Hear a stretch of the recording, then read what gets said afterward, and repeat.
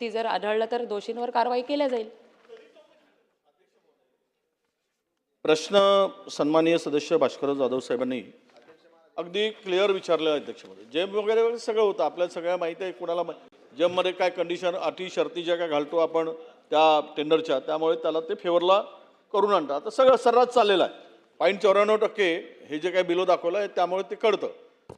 मला अध्यक्ष महोदय चेचिस आणि इक्विपमेंट त्यात बसवलेले.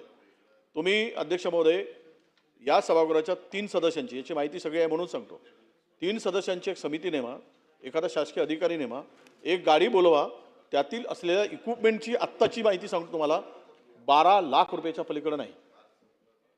12 लाख रुपयाच्या 1 रुपया असेल तर तुम्ही सांगाल ते सजा आम्ही घेऊ. हे झालं त्यातल्या इक्विपमेंटचा खर्च. चेचिसचा खर्च धरल्यानंतर ही गाडी चेचिस 2930 जीएसटीचा परतावा मिळतो सगळं गव्हर्नमेंट, कारण चांगल्या कंपनीची गाडी घेतली तर यामध्ये 40 लाख रुपयाच्या वर जर त्या गाडीची किंमत कुठल्याही मार्केटमध्ये कशाही पद्धतीनं 50 लाख रुपये दाखवलेले आहे. हे जर आपण करत असाल तर त्यामध्ये आपल्याला यातील झालेला गैरप्रकार आणि जो कोणी हे सगळं मॅनेज करून घेतलेला आहे 1 महिना अध्यक्ष महोदय प्रश्न विचारून टाकून आपणच देत आहे. त्यामध्ये आत्ता चौकशीसाठी पाठवलाय.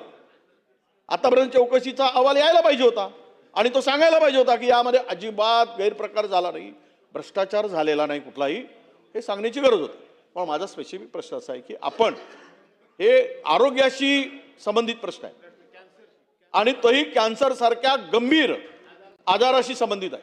तिथे जे काही आता अनेक या व्हॅनमध्ये 90 लाखामध्ये अर्ली डिटेक्शनचं सुद्धा इक्विपमेंट बसवता आलं असतं. यामध्ये 10-20 लाख रुपये जर जास्त घातले असते तर म्हणजे कॅन्सर होण्याच्या पूर्वीचे लक्षणं शोधता आले असते. याच्यामध्ये आहे काय?